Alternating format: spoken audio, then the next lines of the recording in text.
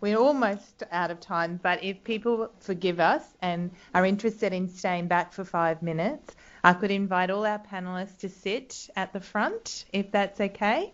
So just firstly, a big round of applause to everyone. Thank you so much for today. Just in summary, while our panelists come and sit down, it is clear that refugee health is a very interesting area. It can be challenging, it can be complex, but I think the key message is that if it's done in partnership and with support and in a multidisciplinary team, it's more likely that people are going to get a good outcome. So as I said, we probably have 3 minutes worth of questions, but if people aren't burning to get away, we could stretch it to 5 minutes. And before we finish, and there is some little housekeeping, like somebody must have forgotten their car keys somewhere, otherwise I'll inherit a nice car. Anybody lost keys with an Oriton on the registration desk? Okay, for a fee you can retrieve. Okay, oh, thank you. Okay, so there was a question before about trauma, and I guess how do communities support each other around that? And I know that, Rebecca, you also had a question before as well. So the floor is open, and our panelists will have to come here, I'm sorry, to answer the questions. Yeah, sorry, I forgot to answer that before. It's very common that women will feel isolated and might not want to go out of their houses. That's something that happens quite a lot.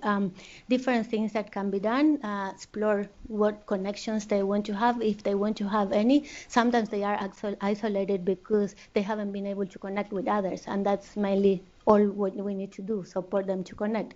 But sometimes it's because of the trauma that they've been through and they don't want to leave their houses. So something that we do in those cases is, if it is allowed and if they give us consent, then we do a home visit and start the recovery process from there. And I hadn't heard this before, the learned helplessness, that was something that struck a chord really. So the comment was that Rose had mentioned the phrase learnt helplessness, and that is a concept that perhaps is not so familiar to everyone. I also would like to say I haven't forgotten about the online people. Is anyone online that would also like to ask a question? If you want to unmute your microphone and ask.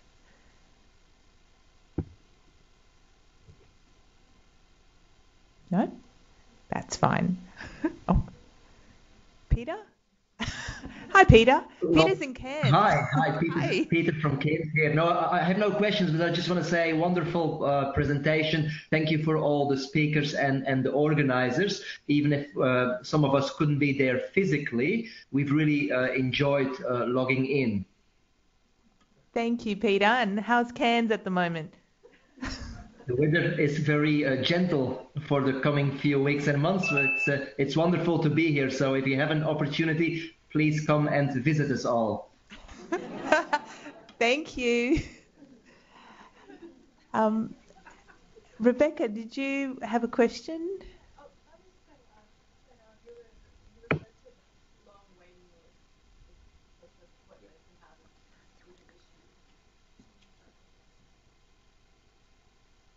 It might be less boring than me repeating it. It's just, as you were speaking about that, I thought that this is a common issue that I find that I'm facing. And I guess my approach so far has been just to try and explain as best as I can the limitations of our system here in Australia, and kind of keep working closely with my patients until they actually get to that specialist appointment, and trying to explain, you know, where they are in the waiting list and that kind of thing. But I guess I was just wondering if there's anything else I should be doing, or anything else that people are speaking of that might be helpful in reducing that frustration with our system, I guess. So About the waiting list, so as I mentioned before, so if we're going to wait for a certain condition, a certain medical condition, if you're going to wait a long time, it's either going to be complicated or it's going to be resolved.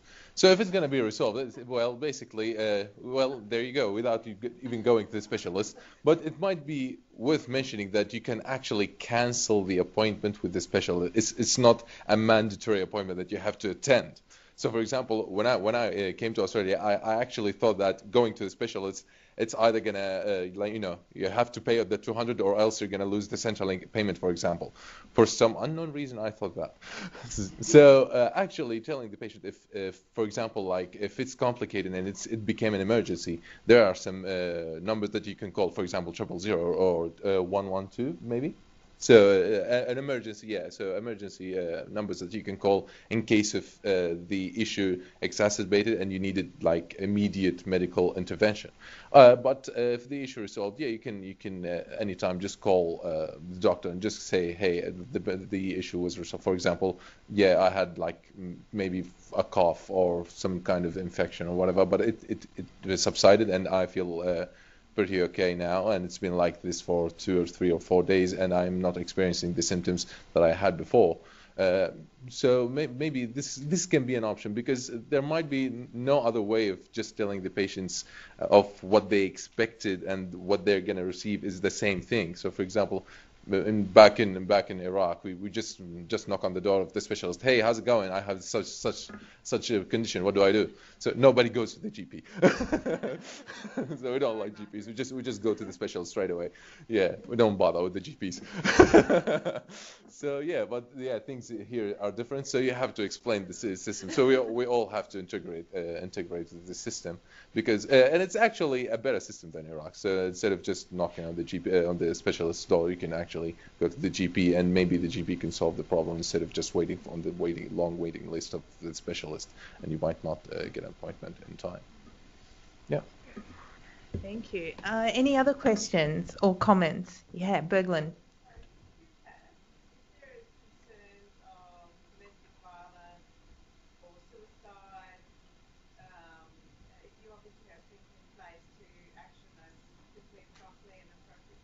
So the question was to QPAST, if there is domestic violence or other related social issues, do you have things in place that can help facilitate referrals and support? Thank you very much for that question, because that's something quite important that I forgot to say. One of the services that we have and we offer are referrals out. We do assessment with people, and sometimes we are not the appropriate service, so we will look into referring to that appropriate service. We will work in collaboration. If we are working with the family and there are domestic violence issues, we are not specialized in that area, so we would refer to appropriate services but continue the support. When there's a suicide risk, of course we would assess, and if they are our current clients, do a plan with that, and refer again to the appropriate services too.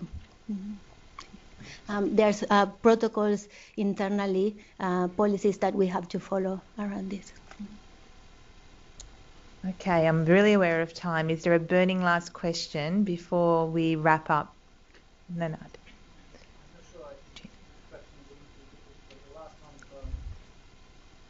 Personally, for a new refugee suicidal, it's not yet, she's not yet registered in the past. How long it takes someone to see? Okay, so the question was, if the person is a new arrival and they're suicidal and they're not yet connected to QPAST, how long would it take to get access to some support? Anyone on the panel would like to address that? And I might mention there is a mental health referral pathway tool on the website as well. That's what I was about to say. Yes, there's a mental health referral pathway to answer all your mental health questions. There's also a checklist for your own mental health. No. So basically this is a really big problem, because even to assess whether or not someone is suicidal in a cross-cultural environment when someone is newly arrived is actually really, really difficult.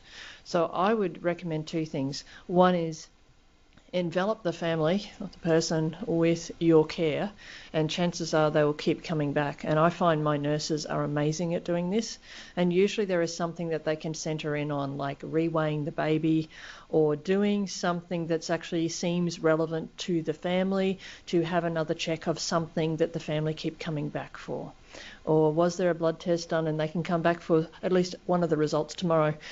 So something that actually seems reasonable and relevant and still connected and maintain that connectedness. And it's amazing, again, what that smile can do.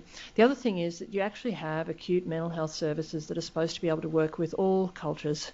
And you need to broker some of that for your patient, but just using the appropriate mental health acute service, because this is a really serious problem and a total disaster when a person dies shortly after arrival, and it does happen, and we can't let that happen as best as we can.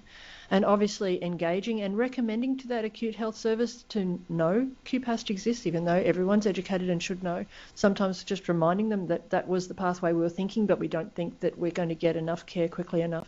QPAST can assist us in ensuring that our referral is actually the right referral pathway, but it's really important to flag with them that you think this is urgent right from the word go, not just fax something into them that they're eventually going to see. So you can actually talk to them, and they can actually give you advice at the time.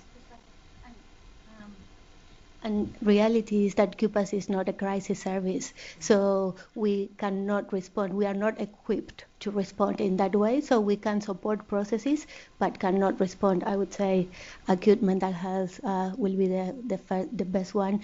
And also, as Margaret said before, if you want to receive some advice, Queensland Transcultural Mental Health will give you advice too, but if it's too risky, they will be referring you to acute mental health services too. Mm-hmm.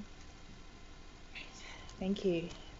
There was a question. Gina, did you want to ask a question? Mm-hmm. Okay, so the question is, if there is a domestic violence issue, what pathway is there for the GP? Who on the panel would like to take that challenge?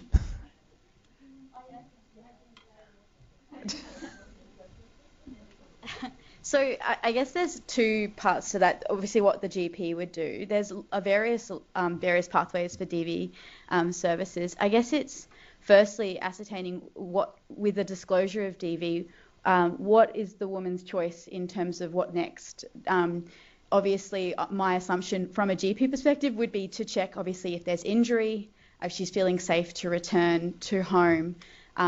Does she need support to leave the home immediately? Is there children? Are the children being affected? Are they witnessing the violence? Are they hearing the violence? So there's lots of things, I guess, from a GP perspective, it's disclosed there that I assume the GP would start to assess. If they're linked to a settlement service, the case manager is also a fantastic point to call to have a conversation around your concerns if she's consented. Generally, our case managers do have very good relationships with the family, and if it's assured that there's confidentiality, generally the woman will be happy to talk to the case manager as well. From our perspective, we would be looking at various DV services. There's DV Connect that can just provide information and referral, but also can do immediate safety and shelter if she chooses that path. But they also do regular check-ins to see if she's not chosen to leave, possibly referring to various culturally specific services. So there's IWIS, Immigrant Women's Support Service. They're in, I can't actually say where they are because it's a safe, but they're in Brisbane. But oh my God. But DV Connect, depending on where you are, so people who aren't in Brisbane, you would have to call DV Connect, and they could link to the local services as well that can provide counselling and support to the woman, constantly upgrading the safety plan if needed, and touching base and providing that support. From a refugee's perspective, I guess as well, if there's multiple barriers to settlement, like domestic violence or suicidal ideation, or there's child protection needs, if if the settlement services, such as humanitarian settlement services, isn't equipped or it's outside the scope of what we can do, you can explore referrals to what's called the Complex Case Support Program. So that is funded through Department of Social Services as well, and it's for anyone between arrival to 5 years in Australia, and it can sometimes be open to 100 visas and other visa categories, dependent on the need. So I would look into Googling that program. There's referral forms. Anybody, including the person